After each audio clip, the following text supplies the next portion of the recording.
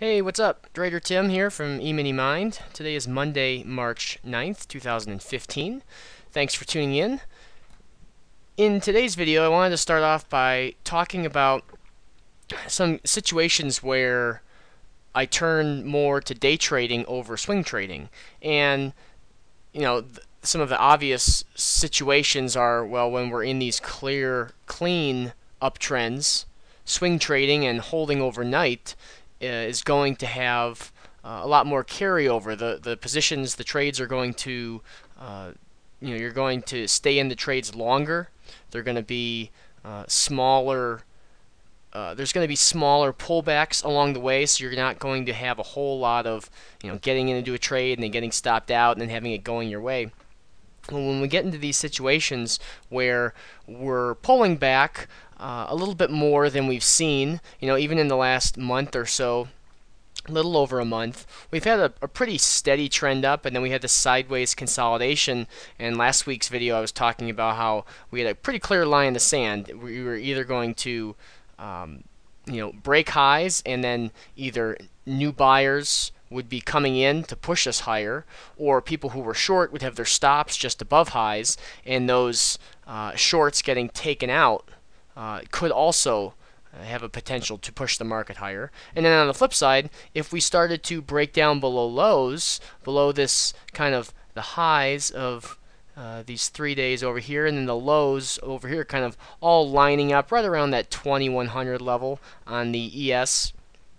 Once we broke those levels, people who were already long, sitting with in positions with stops just below those lows, those stops would be hit, and that could push the market lower. Or people who were looking to get short or get into a new position might see the market breaking down and look to get in on a breakdown. So now that we're kind of sitting within the consolidation or within the support level, in the sense that we're sitting right on top of these highs and right below these lows. We're kind of right in the middle of it. There's going to be a lot more chop and a lot of up and down in this range, as opposed to sitting on top of the range or sitting below the range and having us trending pretty cleanly.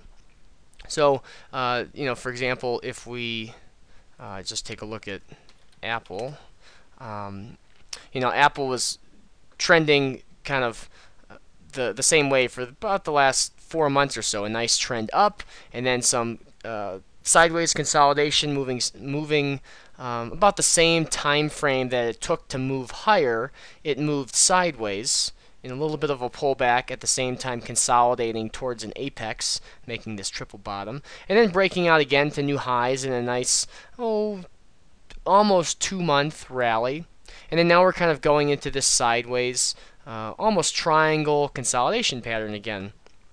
So it's in these environments that you can get chopped up a little bit. For example, waiting for a pullback, getting long, having the market start to go your way again, and then reverse and get taken out.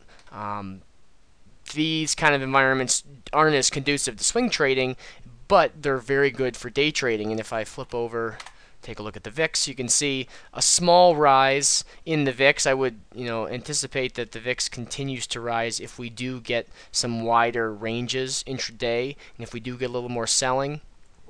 Friday's action, very bearish candle. Today, inside day, so not a whole lot of stock, even though it's an up day, or currently just about market close, and we're sitting green on the day. So what I've done is I've drawn actually I'm going to pull this drawing from this low, which would be essentially the next 50% retracement. Now I don't, like I said in the last video last week, I don't anticipate the market pulling back to 1965, but it does line up with prior lows. So I wouldn't get overly bearish until we broke this triple bottom down here on the ES.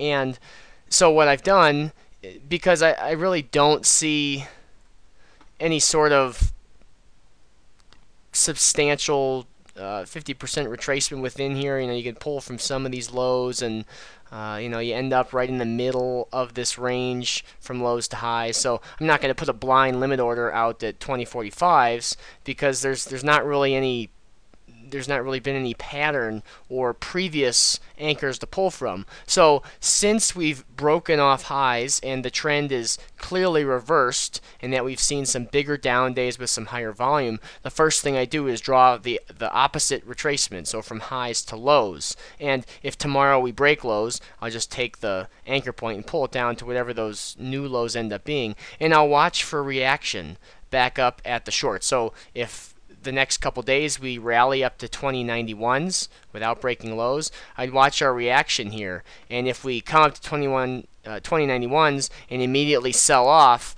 then I would look for that to take us down to the negative 23% target at 2050s, and then continue in shorts down to, at a point where we're trending lower on the daily, we're trending lower on the 15, and lower on the smaller time frames. I would then look for those smaller time frames to break, and for us to start trending higher on the smaller time frames, and then it'll be more apparent, and we'll start trending higher on the larger time frames. So, kind of a way to start from the bigger picture, kind of drill down to the smaller time frames, placing some trades, being a little more active when we're more volatile, and then as we start to change trend and that trend starts to display itself from the 5-minute chart to the 15-minute chart to the daily chart, now we can start taking those trades in the direction of the trend on a swing trading time frame as well.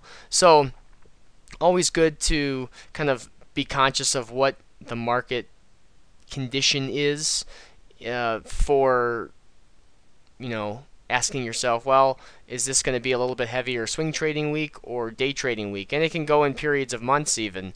And right now we're getting into we are in some really good day trading opportunities. So not a whole lot in terms of bigger daily levels that I'd be looking for us to make a larger move right now, but in the smaller time frames, some good stuff happening. So that's kind of what I'm looking at for this week. Some smaller trades in the 5-minute chart and the ES, keeping in mind that we're kind of sitting right within these highs, so there's going to be sellers coming in, there's going to be buyers coming in, so I wouldn't look for us to have any major breakouts at this point. I could see us breaking down further, either tomorrow or later in the week, but I don't. There's so much congestion back here that it would be highly unlikely that we would break down and drop all the way down to 1965s. There's jobless claims later in the week, and really not a whole lot of big news announcements, at least on the economic calendar. Just pulling it up here. Yeah, jobless claims Thursday. Retail sales, not really much else this week. So, we need some sort of catalyst for the market to sell off that big. But nonetheless, drawing up the short above us, see how we react. If we come up to it and break through it, then the bulls have clearly indicated that there's some strength there. If we come up and pause and start to sell off, then looking at moving lower down into possibly a 2037 retracement, which was kind of, again, right in the middle of this range. So the main point to drive home here is that there's going to be a lot of chop in this environment. So looking for smaller, not necessarily shrinking your profit targets, but not expecting giant breakouts within this consolidation. So as always, anything can happen, but from a kind of weekly outlook, I'm looking to not necessarily initiate a whole lot of new swing trades this week, as I am to be a little bit more active in the day trading. So that's what I have for you this week. And as always, if you have questions, feel free to shoot me an email. And if you're interested in more videos, more analysis,